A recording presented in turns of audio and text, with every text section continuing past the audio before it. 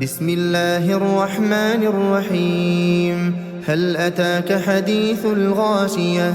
وجوه يومئذ خاشعة عاملة ناصبة تصلى نارا حامية تسقى من عين آنية ليس لهم طعام إلا من ضريع لا يسمن ولا يغني من جوع وجوه يومئذ ناعمة لسعيها راضية في جنة عالية لا تسمع فيها لاغية فيها عين جارية فيها سرر مرفوعة وأكواب موضوعة ونمارق مصفوفة وزرابي مبثوثة أفلا ينظرون إلى الإبل كيف خلقت وإلى السماء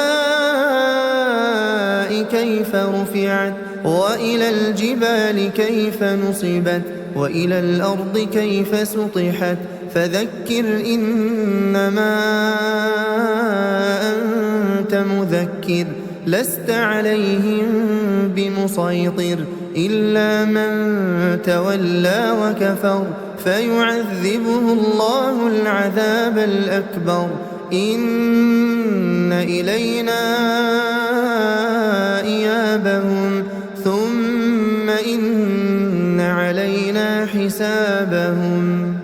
بسم الله